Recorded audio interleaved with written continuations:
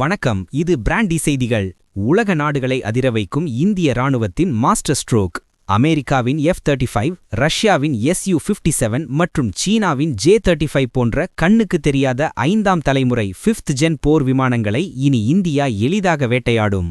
Mission Sudarshan Chakra திட்டத்தின் கீழ் உருவான இந்தியாவின் புதிய ஆன்டி ஸ்டெல்த் ரடார் கிரிட் இப்போது செயல்பாட்டுக்கு வந்துள்ளது. இனி எதிரிகளின் எந்த ஒரு ரகசிய நகர்வும் தப்ப முடியாது. இது குறித்த முழு விபரங்கள் இதோ.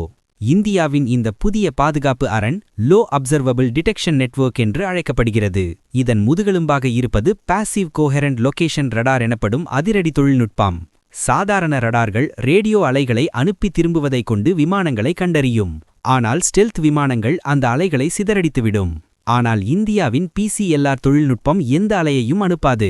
மாறாக காற்றில் ஏற்கனவே இருக்கும் FM ரேடியோ மற்றும் டிவி சிக்னல்களை இது உற்று கவனிக்கும்.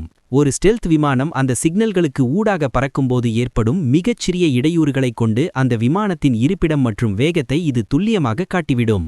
இது பாசிவ் முறையில் இயங்குவதால் எதிரி நாடுகளின் ஏவுகணைகளால் இந்த ரடாரை கண்டுபிடிக்கவோ அல்லது ஜாம் செய்யவோ முடியாது. இந்த ரடார் கிரிட்டின் 3 முக்கிய பலங்கள்: மறைமுக கண்காணிப்பு, பாசிவ் டிராக்கிங். ரடார் சிக்னல்களை வெளிவிடாததால் இது எங்கிருக்கிறது என்பதை எதிரிகளால் அறிய முடியாது.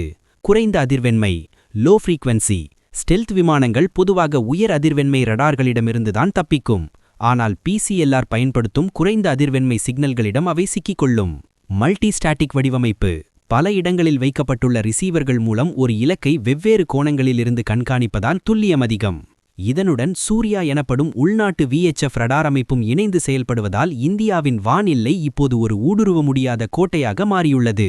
360 கிலோமீட்டர் தூரத்திற்கு அப்பாலேயே எதிரிகளின் நகர்வை இது காட்டிக் கொடுத்துவிடும்.